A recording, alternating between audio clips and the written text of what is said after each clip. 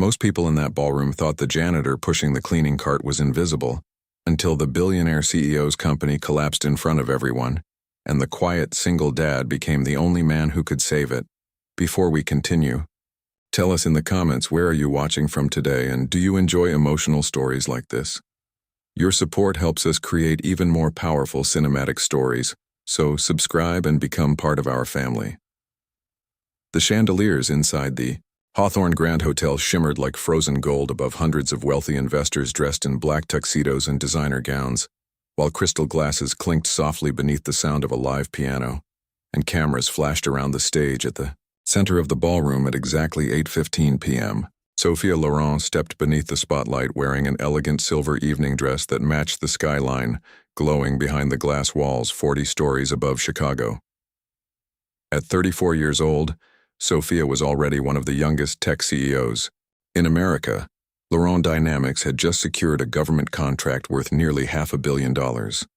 And tonight's gala was meant to celebrate her victory in front of investors, media outlets, and rival executives who once doubted she could lead her late father's company.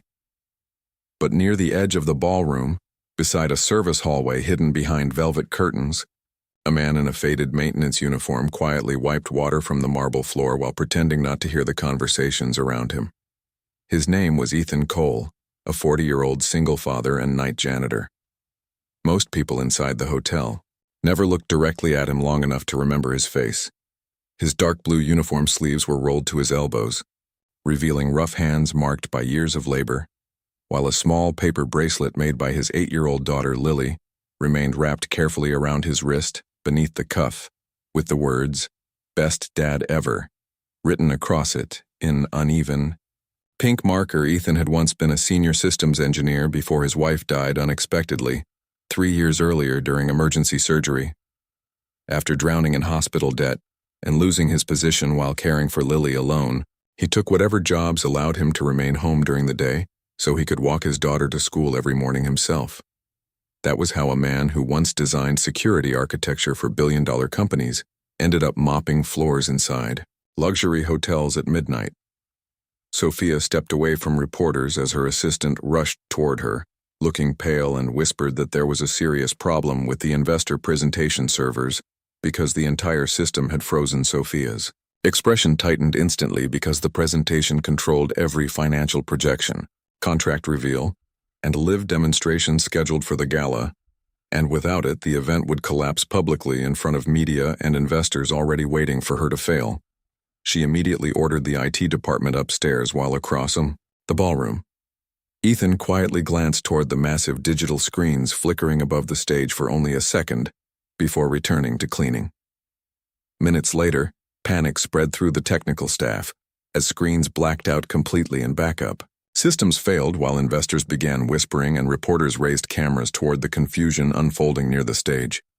Sophia's chief technology officer admitted nervously that they were locked out of the servers because some kind of cascading encryption failure had taken over the system. One investor mocked the company under his breath, while another laughed softly, and Sophia felt humiliation rising into her throat. Then she noticed Ethan standing nearby beside his cleaning cart, watching the frozen screens. She sharply asked if he thought the situation was funny, but Ethan calmly replied, "No, ma'am." Sophia coldly told him to keep cleaning, while a few executives nearby smirked quietly. Ethan hesitated before softly explaining that the issue did not look like a server crash, but instead looked manual, like somebody triggered the backup lock sequence in reverse order. Several people stared at him, before one executive laughed openly and mocked the idea of a janitor diagnosing enterprise systems, while more laughter followed across the ballroom. Sophia folded her arms and sarcastically remarked that if mopping floors did not work out, maybe he could run cybersecurity too. The ballroom laughed again, but Ethan lowered his eyes quietly without anger, while beside the service hallway entrance little Lily stood frozen holding her father's lunch container. After returning it because he accidentally left it in the car earlier that evening, she heard every word and tightened her small fingers around the container. Sophia noticed the child only after the laughter faded, and for the first time that night something inside her felt uncomfortable.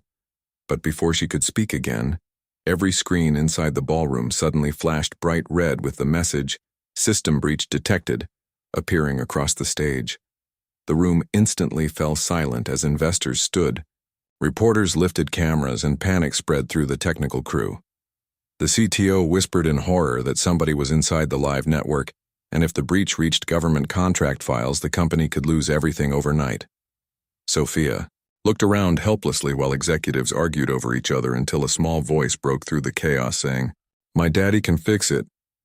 The room turned toward Lily standing beside the velvet curtain staring directly at Sophia. With frightened but certain eyes, Ethan immediately crouched beside her gently, but Lily looked at him the same way children look at superheroes before the world teaches them doubt, and whispered that smart people stay calm and he always fixes things. Something inside Sophia cracked quietly at those words because the child believed in him completely, and Sophia suddenly realized the room had laughed at a man they knew absolutely nothing about. Swallowing hard, Sophia finally looked directly at Ethan for the first time all night and quietly asked if he could help them. The ballroom waited, while Ethan glanced toward Lily first and then toward the frozen screens before nodding once and calmly saying that everybody needed to stop panicking because the attack fed off system conflict. Within minutes, Ethan sat behind the central control terminal while executives and engineers watched silently behind him. His rough janitor hands moved across the keyboard with calm precision, completely different from the chaos surrounding him. He did not rush, show off, or explain every step. He simply listened to the system, the way an old mechanic listens to an engine. After nearly 2 minutes of silence, Ethan finally revealed that the attack was not external. The CTO frowned while Ethan opened one hidden access log after another and explained that somebody inside the company had triggered the breach remotely using executive credentials. The room went still, as Sophia's face slowly drained of color, while Ethan turned the monitor toward her, revealing one repeated name across the logs: Victor Hale, her own senior board advisor and the same executive who had spent months privately pushing investors to remove her as CEO. Victor immediately denied everything, but Ethan had already restored deleted access records, and the evidence became undeniable. Security escorted Victor from the ballroom while reporters exploded into motion around the scandal, unfolding live in front of investors. Then something almost unbelievable happened. The ballroom began applauding not for Sophia, but for Ethan, the same janitor they laughed at 20 minutes earlier. Lily smiled so hard she nearly cried while Sophia slowly walked toward Ethan as the screens behind them finally returned to life. For several seconds she said nothing before quietly admitting without microphones, cameras, or performance that she judged his uniform before seeing the man wearing it. Ethan calmly replied that it happened a lot, and that answer hurt her more than anger would have because it meant humiliation. Like tonight was not rare for him but normal. Sophia looked toward Lily standing beside the cleaning cart holding her father's paper bracelet, and suddenly the billion-dollar ballroom, the cameras, the contracts, all of it felt smaller than the quiet dignity of the man standing in front of her. That night, Laurent Dynamics saved its government contract, investors stayed, and stock prices recovered before morning. But the moment people remembered most was not the cyber attack. It was the image of a little girl standing in a luxury ballroom believing in her father before anyone else did. Because sometimes the strongest people in the room are not the loudest, ones speaking under the spotlight. Sometimes they are the quiet fathers the world forgets to notice until the moment everything falls apart.